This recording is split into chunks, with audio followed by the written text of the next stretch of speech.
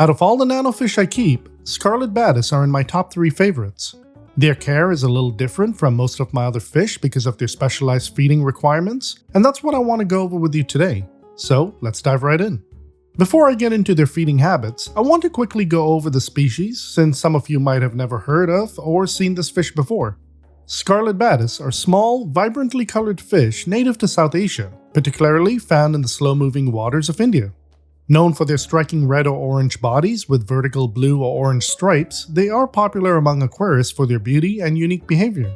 These fish typically grow to about an inch in size, making them the perfect addition to nano tanks. The 2 I currently have are kept in a 7.5-gallon tank. Scarlet Badis are timid and peaceful, though males can be territorial, especially in smaller tanks. They also have a lifespan of about 2 to 3 years with proper care. When setting up a tank for them, I recommend a minimum of 10 gallons for a single fish or a pair. For larger groups, a 20-gallon tank is ideal. When I first got my fish, I was initially told they were a male and a female, but it turned out that they were both males. I later found out that finding a female is extremely difficult. When males are placed in the same tank, you'll usually get one dominant male that will brightly color up, while the subdominant males may lack color and sometimes get mistaken for females. These fish prefer heavily planted tanks with live plants like java moss and floating plants for cover. My tank has Limnophila sessiliflora stem plants in the background, a large clump of Seswasserstang, and duckweed. They love darting in and out of the Seswasserstang and even use it as a resting area when they're not exploring the tank. In this tank, there's also manzanita wood and serious stones, and along with all the plants, it helps mimic their natural habitat and provide hiding spots. The tank is also designed in such a way that it breaks up their line of sight because, as I mentioned, males can get territorial. By breaking up their line of sight, each fish can keep to their own territories and not stress each other out by constantly sparring. Lastly, all you need is a gentle flow and lighting that's not too bright. When it comes to water parameters, these fish thrive in a pH range of 6.5 to 7.5 and a pH range between 72 and 79 degrees Fahrenheit or 22 to 26 degrees Celsius.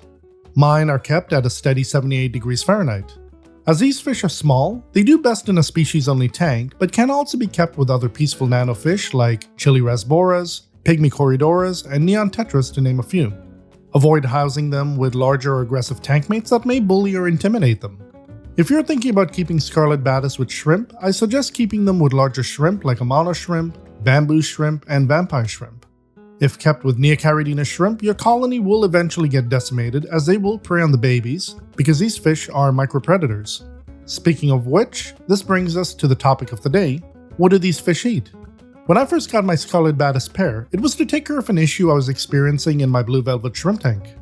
The tank was overrun with scuds to the point where they outnumbered the shrimp. Within a few months of adding these fish to the tank, my scud problem ceased to exist.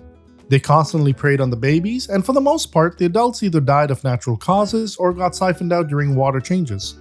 These fish didn't really target the adults as they can get quite large. Once my scud problem was gone, they started targeting baby shrimp, which is why it's best not to keep them with Neocaridinas. Now that they're the only ones in the tank with one other adult blue velvet shrimp and no scuds, I have to feed them differently than my other fish. Every 2 days, I give them 1 cube of frozen baby brine shrimp. I also have a baby brine shrimp hatchery and feed them live baby brine shrimp quite often as well. Daphne is also a good option, though I've never fed them that. These fish will also forage for small invertebrates like snail larvae and microorganisms living in plants. If you're thinking of getting them, just be aware that your food bill can go up a bit in price. These fish will not eat flakes or pellet foods as they don't find it appealing. Additionally, avoid overfeeding bloodworms or tubifex worms as these can lead to obesity and health issues. I generally avoid these as some aquarists have reported issues with bloodworms such as swim bladder problems. I'm planning to build a larger tank for these 2 as I may want to get an additional fish or 2. Once that's done, I'll look at creating a full care guide on them. So, are Scarlet Badis on your bucket list now? Let me know in the comments. If you'd like to learn more about Scarlet Badis, check out the following video where I cover the pros and cons of keeping these beautiful nano fish. And don't forget to subscribe for more tips, guides, and advice. I'm Andy. Thanks for watching, and I'll catch you in the next one.